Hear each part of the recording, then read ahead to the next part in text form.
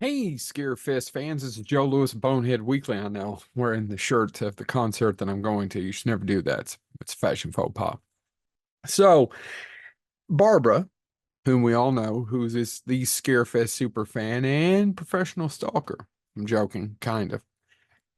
Suggested a couple of movies to me, and this one was the first one that I tried. And I'm going back and forth on whether I liked it or didn't like it. And let me break down the reason why, which is probably a good sign. It's not awful, but I think it's just a little too artistic for me. It's called What Keeps You Alive. It's 2018, What Keeps You Alive. It's kind of a horror, kind of crime drama slash kind of thing, murderous intrigue. And basically, what it's about is that these two ladies, these wife and wife, go out to a cabin in the middle of the woods and they to have a weekend or some time alone. And what happens is that one of them, and this is giving too much away, but this kind of happens in the first act. One of them is trying to kill the other one to make it look like an accident. That happens in the first 30 or 40 minutes. The one wife lives. They have to deal with each other because she can't just go ahead and stab her or shoot her or whatnot. She has to make it look like an accident, otherwise she won't get the money. And it stars two actresses that I really liked, Hannah Emily Anderson and Brittany Allen. They're both in Jigsaw, the film, and directed by someone named Colin Minahan, who also written it. I don't know.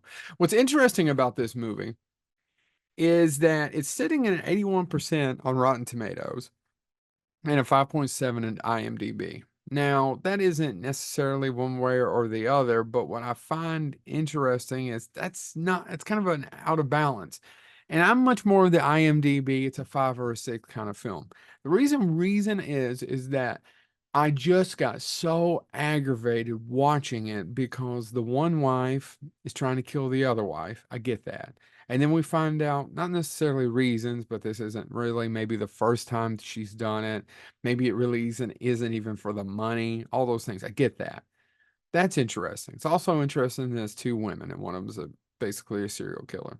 But the other wife, the one who's trying to get away, who's not the killer, makes some of the dumbest decisions that I just don't understand. And maybe it's sexism, and maybe it's because I'm a man and don't understand. I don't understand why she just doesn't stab her here or run away there or scream for these people here. And because they end up getting people killed anyway.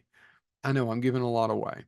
This movie is actually on Tubi, so it's free. You can just get on Tubi and watch it. And it's not awful. In fact, I think a lot of you would really enjoy it, just like Barbara did. I really do. I think my problem is I don't understand Jules and Jackie. And Jackie's trying to kill Jules. Empathize with the serial killer? No. But do I understand Jules? Not really, because there's so many times she could have done something better. She could have ended it here. She could have stopped it there. Now, there is the barber called a chef's kiss ending at the end of it, and there is a little bit of that. But my problem is once again, this is one of those movies that could have been 35 minutes long, could have cut out a lot of the stupidity, and still got the same point across about it being an interesting story that we've seen several times before about, a couple and one of them wants to kill the other one. Only between two ladies this time, which does make the dynamic different. It does. It changes the story a lot. And I do like that part. So I can't say don't watch it. But at the same time, I can't tell you, oh my God, you got to go see this.